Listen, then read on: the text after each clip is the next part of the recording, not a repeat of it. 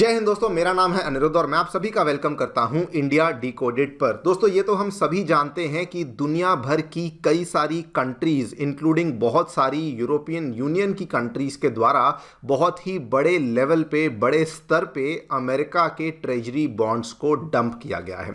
बल्कि इस पूरी चीज़ को लेकर हमने कई सारी वीडियोस भी बनाई हैं, जिनको अगर आपने नहीं देखा है तो ज़रूर देखिए। लेकिन दोस्तों, अब एक तरफ जहां पे European union American currency dollar को डंप कर रहा है, उसके साथ ही में अब दोस्तों यूरोपियन यूनियन ने अमेरिका के पेमेंट इंफ्रास्ट्रक्चर को भी टारगेट करने के लिए ऐलान कर दिया है कि आगे चल करके वो अमेरिका के जो यहाँ पे पेमेंट सिस्टम्स हैं, स्पेसिफिकली वीज़ा और मास्टर कार्ड जैसे सिस्टम्स, अब उनको भी डंप करने वाले हैं। आप लोग यहाँ पे देख सकते हैं, ये खबर दोस्तों कल ही सामने आई है। Europe's 24 trillion dollar breakup with visa and master card has begin. यहां पर भी देख सकते हैं, दुनिया के सबसे बड़े अखबार फाइनेंशियल टाइम्स ने भी इसको कवर किया है। European alternatives are urgently needed. और ये दोस्तों स्टेटमेंट कोई छोटी मोटी जगह से नहीं, बल्कि यूरोपियन यूनियन के जो यूरोपियन सेंट्रल बैंक की चीफ हैं फिलहाल, मिस क्रिस्टीना लेगार्ड, जो कि आपको याद होगा 2011 से लेकर 2019 तक ये आईएमएफ की एमडी भी रह चुकी हैं, उनके द्वारा इस स्टेटमेंट को जारी किया गया है। उन्होंने साफ साफ गाइडलाइंस दी हैं यूरोपियन यूनियन के बैंकों को कि देखिए, अपनी डिपेंडेंस को अमेरिकन पेमेंट इंफ्रास्ट्रक्चर के ऊपर आपको ख़त्म करना होगा।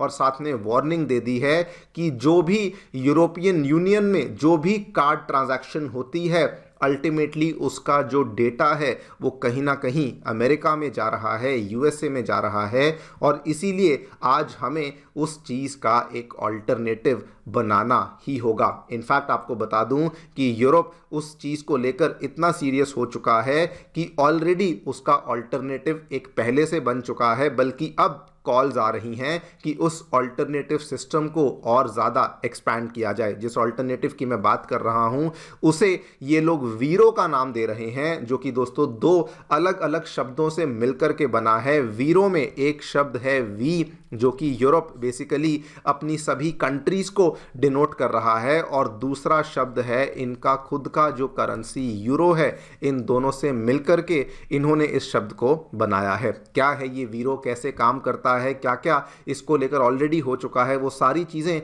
हम लोग आगे चल कर के बात करेंगे। लेकिन दी आइडिया जिसके चलते इस वीरो पेमेंट सिस्टम को बनाया गया है, आइडिया बहुत सिंपल है कि बेसिकली अमेरिका के पेपैल, अमेरिका के क्रेडिट कार्ड सिस्टम्स जैसे कि वीज़ा, मास्टर कार्ड हुआ, इन सभी चीज़ों का बेसिकली इनको ऑल्टरनेटिव बनाना है। इसी पूरी डेवलपमेंट के बारे में हम लोग यहाँ पे बातचीत करेंगे। क्या अमेरिका को लेकर यूरोपियन यूनियन ने कहा है, क्रिस्टीना लेगार्ड ने जो ये स्टेटमेंट दिया, ऐसा क्यों कहा है। लेकिन इसमें एक चीज़ बहुत क्लियर है कि दोस्तों यूरोप अब इस पूरी चीज़ को लेके बहुत ज़्यादा सीरियस हो चुका है। पहले हमने ऑलरेडी देखा कि अमेरिका की ट्रेजरी बॉन्ड्स को अग्रेसिवली डंप किया जा रहा है। उसके बाद ग्रीनलैंड का मुद्दा जब सामने आया था, तो इन्होंने ट्रेड डील को भी फ्रीज करने की चेतावनी दे दी थी। और अब दोस्तों इन्होंने साफ साफ बोला है कि चाहे जो हो जाए, हम लोग आगे चल करके अमेरिका के पेमेंट सिस्टम्स के ऊपर अपनी डिपेंडेंस को ख़त्म करेंगे ही करेंगे। सिंपल शब्दों में कहा जाए तो European union basically payment sovereignty को इंश्योर करने के लिए ये सारे के सारे स्टेप्स को अब बहुत ही सीरियसली ले रहा है। इसी पूरी चीज़ के बारे में हम लोग चर्चा करेंगे, और साथ में ये भी समझेंगे कि कैसे इंडिया ने अपने रुपे नेटवर्क को लॉन्च करके कैसे हम लोग ऑलरेडी बहुत स्टेप्स आगे आ चुके हैं from America and even from Europe. आइए दोस्तों शुरू करते हैं मेरे साथ। मेरा नाम है अनिरुद्ध। यदि आप लोग हमें फॉलो करना चाहते हैं तो दिए गए टेलीग्राम चैनल के माध्यम से, व्हाट्सएप चैनल के माध्यम से ऐसा कर सकते हैं। अगर आपको हमारा कंटेंट पसंद आता है तो दिए गए QR कोड के माध्यम से हमें कंट्रीब्यूट भी कर सकते हैं। All right, directly coming to the news, क्या देखने मिला है, थोड़ा सा आपको बैकग्राउंड यहाँ पे बता देता हूँ। जहाँ तक यूरोजोन की बात है, आंकड़े ये बताते हैं कि पूरे यूरोजोन में जितनी भी कार्ड पेमेंट्स होती हैं उसमें 66% से भी ज़्यादा की जो कार्ड पेमेंट्स हैं वो अमेरिकन कंपनीज वीज़ा और मास्टरकार्ड के द्वारा करवाई जाती हैं। जो लोग यूरोजोन को नहीं जानते, यूरोजोन बेसिकली यूरोपियन यूनियन के अंदर आने वाली वो सारी की सारी कंट्रीज़ हैं जिन्होंने अपनी करेंसी को यूरो के तौर पे अपनाया हुआ है, यानी कि वो कंट्रीज जिसमें यूरो को एक्सेप्ट किया जाता है उन कंट्रीज़ को यूरोपियन यूनियन में से यूरो जोन का नाम दिया जाता है। और ये दोस्तों वैसे आपको 66% नंबर तो अपने आप में वैसे ही बहुत बड़ा नंबर है, लेकिन अगर आप इसको वैल्यू टर्म्स में देखेंगे तो जितनी भी कार्ड पेमेंट्स होती हैं यूरो जोन में वो वाली कार्ड पेमेंट्स का जो नंबर है वो 24 ट्रिलियन डॉलर का नंबर है, जो कि सालाना बेसिस पे होता है, जो कि इन यूरोपियन कस्टमर्स के द्वारा वीज़ा और मास्टरकार्ड जैसे कार्ड सर्विसेज के इस्तेमाल करने में हमें देखने मिल जाता है। और ये तो मैंने आपको डेटा बताया है केवल कार्ड पेमेंट्स का।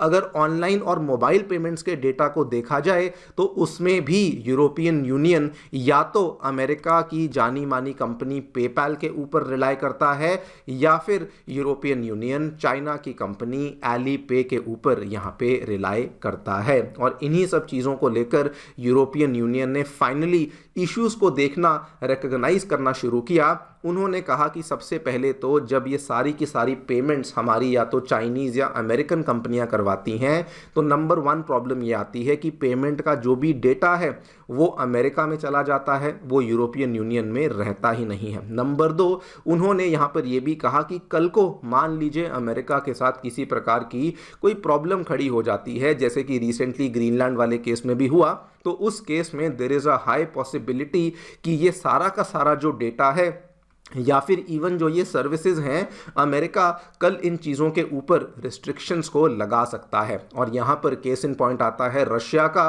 क्योंकि जब दोस्तों रशिया यूक्रेन की टेंशन्स में शुरुआत देखने को मिली तो कुछ ही महीनों के बाद अमेरिका ने वीज़ा और मास्टरकार्ड की सर्विसेज को देना बंद कर दिया। एंड नंबर 3, उनको ये भी लगा कि यानी कि जो सारा का सारा डेटा बाहर जा रहा है और हमारा इस चीज़ के ऊपर कंट्रोल नहीं है, यानी कि सोवरेनिटी उस पर्टिकुलर पेमेंट सिस्टम के ऊपर यूरोपियन यूनियन की नहीं बनी हुई है। इसी के चलते यूरोपियन यूनियन की जो यहाँ पे यूरोपियन सेंट्रल बैंक की प्रेसिडेंट और चीफ हैं क्रिस्टीन लेगार्ड, उन्होंने दोस्तों साफ साफ कहा कि now the time has come कि डिजिटल पेमेंट सिस्टम्स में हमें आत्मनिर्भर होने की ज़रूरत है और हमें आगे चल कर के जो भी यहाँ पे पेमेंट्स हैं उसको यूरोपियन पेमेंट सिस्टम के ऊपर ही लाना होगा।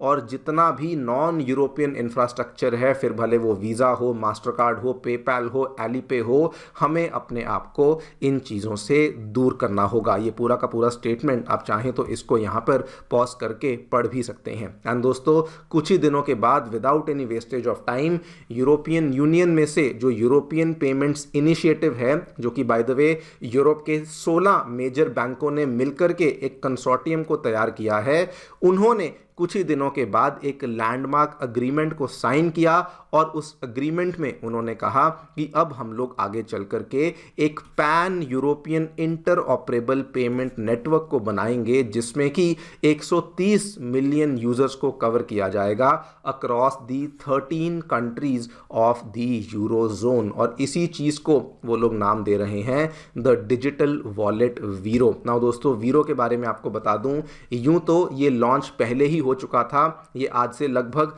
1.5 साल पहले लॉन्च कर दिया गया था, जुलाई 2024 में। इसका हेडक्वार्टर आपको बेल्जियम के ब्रसेल्स में देखने को मिलता है और ये ऑलमोस्ट जैसे हमारा यूपीआई है वैसे ही काम करता है। आप एक फ़ोन नंबर से दूसरे फ़ोन नंबर पे पैसा भेज सकते हो, आपको किसी पैन कार्ड नंबर की या किसी कार्ड की आवश्यकता नहीं, आप डायरेक्टली फ़ोन नंबर के माध्यम से पैसा भेज सकते हो। और ये पर्सन टू पर्सन के साथ साथ मर्चेंट पेमेंट्स के लिए भी इसको इन्होंने प्रोग्राम किया हुआ है। और ये दोस्तों इन्होंने डेवलप 2024 में ही कर लिया था, लेकिन उसके बाद अभी तक अगर आप देखें तो इसमें कोई बहुत ज़्यादा इनको सक्सेस देखने को नहीं मिला था। अगर मैं टोटल रजिस्टर्ड यूज़र्स की बात करूं तो 47 मिलियन रजिस्टर्ड यूजर्स हैं across Belgium, France and Germany, यानी कि ये अभी भी बाकी कंट्रीज में नहीं गया है। और अगर ट्रांजैक्शंस की बात करूं तो बहुत ही कम ट्रांजैक्शंस देखने को मिली हैं। 7.5 बिलियन यूरो के आसपास की ट्रांजैक्शंस हैं जो कि इसने अभी तक करी हैं। लेकिन अभी जैसे ही ये वाला सारा का सारा स्टेटमेंट क्रिस्टीन लगार्ड के द्वारा दिया गया और जब यूरोपियन पेमेंट्स इनिशिएटिव के द्वारा इस नए लैंडमार्क एग्रीमेंट को साइन किया गया, तो अब दोस्तों इन्होंने ये फैसला किया है कि अब इसी वीरो डिजिटल वॉलेट वाले सिस्टम को एक्सपैंड किया जाएगा और इसीलिए अब खबरें सामने आ रही हैं कि इसको फ्रांस और बेल्जियम में एक्सपैंड करेंगे। यूरोजोन की बची हुई कंट्रीज जहां पर ये अभी तक नहीं गया था वहां पर इसको लाया जाएगा। बल्कि यूरोप का एक और यहाँ पे कंसोर्टियम है जिसको यूरोपियन पेमेंट्स अलायंस कहा जाता है, जिसमें कि यूरोप के बड़े बड़े पेमेंट नेटवर्क्स जैसे कि इटली का बैंकोमैट हुआ, स्पेन का बाइजम हुआ, पोर्चुगल का एमबीवे हुआ, इन्होंने भी ऐलान किया कि जी हाँ, हम भी अब अपने सिस्टम्स को उसी वीरो डिजिटल वॉलेट के साथ इंटरकनेक्ट करेंगे, जिसके बेसिस पर अब कहा जा रहा है, ध्यान से सुनिएगा, कि आने वाले कुछ ही सालों के अंदर अंदर 130 मिलियन यूजर्स को बेसिकली डिजिटल वॉलेट वीरो के ऊपर रजिस्टर करवाया जाएगा अक्रॉस 13 कंट्रीज, जिसके माध्यम से कंप्लीट जो यूरो जोन है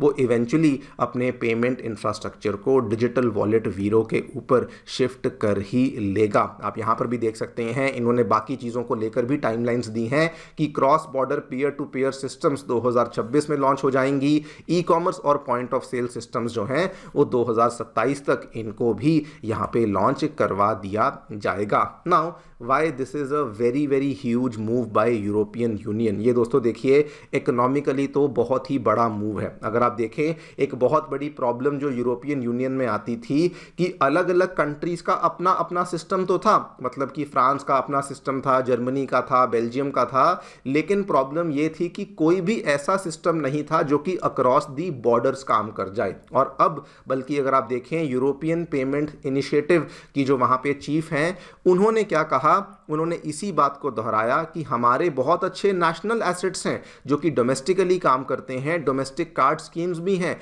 लेकिन हमारे पास किसी भी प्रकार का क्रॉस बॉर्डर सिस्टम नहीं था। लेकिन ये जो डिजिटल वॉलेट वीरो है इसके बाद क्रॉस बॉर्डर सिस्टम आ जाएगा, जिससे कि उनका जो ये एक तरीके से एक इंटरनेशनल सिस्टम है वो यहाँ पे तैयार हो जाएगा। लेकिन उससे ज़्यादा बड़ी बात ये इसलिए बन जाती है बिकॉज दोस्तों ये सिंबॉलिकली भी अमेरिकन पेमेंट इंफ्रास्ट्रक्चर को रिजेक्ट कर रहे हैं। अगर आप ध्यान से देखें अभी तक यूएस कार्ड नेटवर्क्स के ऊपर ये लोग डिपेंडेंट थे, यूरोपियन कंज्यूमर डेटा जो है वो बाहर जा रहा था, मर्चेंट ट्रांजैक्शन फ्लोज भी बाहर से होकर आते थे, सेटलमेंट रूल्स को भी अमेरिका तय करता था। लेकिन अब वो सारी की सारी चीज़ों को यूरोप खुद से तय करेगा। और सिंबॉलिकली के साथ साथ आंकड़े भी बहुत बड़े थे। $24 ट्रिलियन की ट्रांजैक्शंस थी जो कि वीज़ा और मास्टर कार्ड के माध्यम से होती थी। और अगर उसका कमीशन देख लिया जाए, उसका परसेंटेज जो कि वो कंपनियां कमा रही थी, अब वो वाला पैसा वो कंपनियां नहीं कमाएंगी बिकॉज अब वो सारा का सारा जो सिस्टम है वो यूरोप के ही द्वारा इंटरनलाइज कर लिया जाएगा एंड वो वाला पैसा उन कंपनीज को लूज करना पड़ेगा। And overall obviously symbolically economically जैसे भी देख लीजिए, कहीं ना कहीं जब यूरोप अपने खुद से इन सिस्टम्स को तैयार कर रहा है, बेसिकली वो अमेरिका की रेगुलेटरी रीच को कम कर रहा है, वो अमेरिका के जो सॉफ्ट पावर टूल्स हैं उनको भी यहाँ पे कमज़ोर कर रहा है। और दोस्तों यहाँ पर मैं बात करना चाहूँगा रुपे सिस्टम के बारे में, जो कि बताता है कि इंडिया ऑलरेडी इस चीज़ को पहचान चुका था, इंडिया ऑलरेडी इस चीज़ को रिकॉग्नाइज कर चुका था। इसीलिए आज से कई साल पहले इंडिया के द्वारा अपना डोमेस्टिक रुपे सिस्टम लॉन्च किया गया था। इंटेंशन हमारी भी यही थी कि हमें इंटरनेशनल जायंट्स जैसे कि वीज़ा और मास्टर कार्ड के ऊपर अपनी रिलायंस को कम करना है और अपने पेमेंट सिस्टम्स को और ज़्यादा सोवरेन और हमारे डेटा को इंडिया के ही अंदर रखना है। And the fact of the matter is India दोस्तों इसमें बहुत अच्छा ऑलरेडी कर चुका है। कुछ आंकड़े आपको बताता हूँ। अगर मैं डेबिट कार्ड्स की बात करूँ तो वहाँ पर 70% से भी ज़्यादा जो डेबिट कार्ड्स हैं वो रुपे नेटवर्क के ऊपर इशू होते हैं, उसके जो बचे हुए हैं वो वीज़ा मास्टर कार्ड पे होते हैं। क्रेडिट कार्ड्स की बात करूँ वहाँ पर अभी उतनी पेनिट्रेशन नहीं है, लेकिन 30% के आसपास पेनिट्रेशन हमें वहाँ पर भी देखने को मिल चुकी है, थैंक्स टू कि पिछले कई सालों से गवर्नमेंट यहाँ पर इसको प्रमोट और पुश कर रही है। और अगर आप परसेंटेज देखेंगे वैल्यू वाइज, ट्रांजैक्शन वाइज, तो वहाँ पर अच्छा खासा हमें नंबर देखने को मिलता है ट्रांजैक्शन वाइज 38 to 40% के आसपास, क्योंकि अब यूपीआई में भी आप रुपे क्रेडिट कार्ड का इस्तेमाल कर सकते हैं, तो वहाँ पर आपको अच्छा खासा नंबर देखने को मिलता है। वैल्यू वाइज यस, वहाँ पर थोड़े बहुत चैलेंजेस हैं क्योंकि वो केवल 18% के आसपास देखने को मिलता है, लेकिन अगर सर्कुलेशन वाइज देखा जाए तो डेबिट कार्ड्स हुए, क्रेडिट कार्ड्स हुए, वहाँ पे अच्छा खासा नंबर हम लोग अचीव कर चुके हैं। आप लोग ये भी कह सकते हैं कि फाइनली जो यूरोपियन यूनियन है वो भी अब धीरे धीरे इंडिया के ही नक्शे कदम पर यहाँ पे चल रहा है, बिकॉज इंडिया ने इस प्रॉब्लम को रिकॉग्नाइज किया एंड इंडिया के द्वारा लिया गया स्टेप बिल्कुल सही था, बिकॉज इसके माध्यम से हम लोग डिजिटल पेमेंट्स में अपनी खुद की लीडरशिप को बरकरार रखते हैं, हम लोग अपने डेटा को खुद कंट्रोल करते हैं और पेमेंट्स के ऊपर सोवरेनिटी को भी इंश्योर करते हैं। देखते हैं क्या होता है। आप लोग जो भी सोचते हैं मुझे डेफिनेटली बताएं कमेंट सेक्शन में। Thank you so much for listening, stay tuned and stay safe.